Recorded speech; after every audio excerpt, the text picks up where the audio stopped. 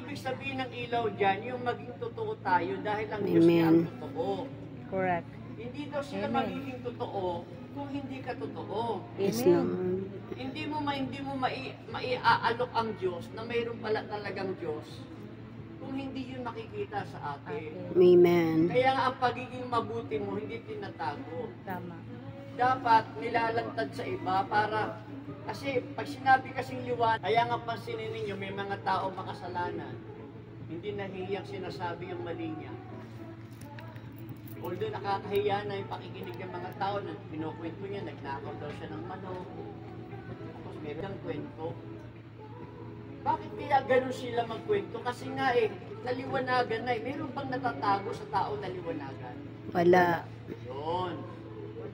Kung ikaw daw ay naliwanagan, dapat nakahayag ang Diyos sa iyo. Nakita na ang Diyos sa iyo dahil wala ka naman daw makikita doon na bagay na hindi talaga naliliwanagan. Pag walang liwanag, wala kang makikita. Kaya nga ganito ang isa sa mga halimbawa niyan natin yung mga naliliwanagan. Amen. Naliliwanag. Kaya natin nakita yung loob na ito kasi may liwanag. Kaya natin nasasabing may liwanag kasi mayroon na tayong mga nakikitang tinamaan ng liwanag.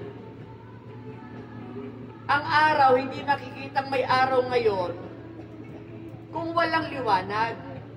Nakilala yung liwanag ng araw dahil may mga naliwanagan. Si Kristo ang liwanag. Hindi makikilala si Kristo kung hindi patutunayan ng mga tao naliwanagan. Tayo mga naliwanagan, nakuha lang natin yung liwanag na yan, hindi sa ating sarili. Meron talagang pinagmulan ng liwanag. Si Kristo ang liwanag. Hindi makikilala ang Kristo kung walang mga taong naliwanagan. Kaya pag nakasama ninyo yung mga taong naliwanagan, hindi pinagmamalaki ang sarili. Amen. Hindi binubuhat ang sarili. Nahihiya nga sabihin na siya'y mabuti, magaling, mahusay, hindi pa sasabi. Ang nagsasabi ng ganyan, may kataasan yan. Amen. Dapat wag natin kukuhin yung sarili natin. Na tayo magaling, tayo ay hindi tayo katulad ng iba. Huwag yung ganun, hindi totoong liwanag yan. Kadiliman yan. Dahil ang liwanag, walang ibang napatutungkol sa sarili mo, kundi ang Diyos. Kahit na nga may kakayahan kang ikaw ang gumawa, huwag mo ang sabihin na ikaw ang gumawa. Hayaan mo silang magsabing, kayo po ang gumawa. Huwag mo sabihin, ako kasi ganito, ako ganito, ganito.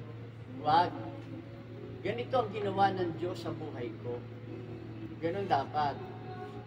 Hindi ko kayang gawin ang lahat ng ito kung wala ang Diyos sa buhay ko. Yung sinasabi mo na yon, ang Diyos ang sentro ng sinasabi mo.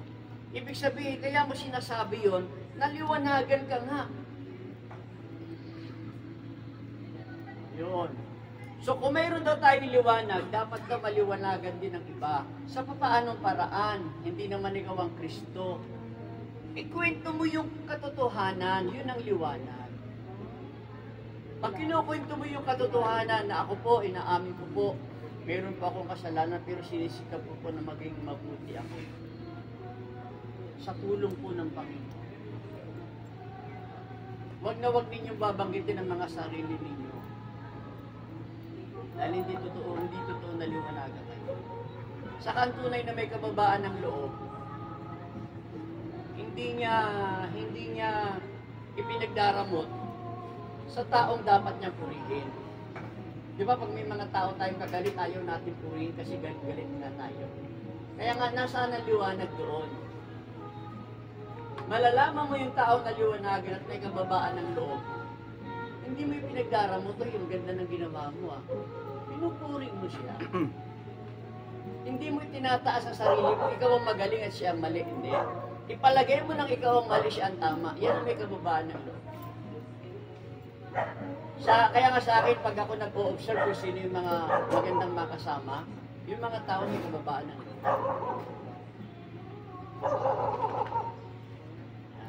Yan ang liwanag. Ang liwanag ay yung kababaan na kung mayroon tayo niyan, dapat pag nakita yan ng Diyos ng tao sa iyo, yung tao nakakita sa'yo maliliwanagan. Amen. Amen. Amen. Eh, alam niyo, habang tumatagal tayo rito, pag tumatagal na paglilingkod natin sa Diyos, yung liwanag, yung marami ka nang naiintindihan sa Diyos. Kaya nga, huwag natin ipalagay lagi na tayo ay magaling at ang iba hindi. Amen. Kung ano yung pwede mong gawin mo na lang. Alam niyo, napakaganda talaga kapag tayo may kababaan ng loob. Babaguhin talaga tayo ng Diyos. Yes. At kapag talagang binago tayo ng Diyos, diyan mo talaga mararanasan na iiyak ka. Talagang iba yung parang sa lahat ng ginagawa mo, lagi nangungusap ang Diyos. Yun na.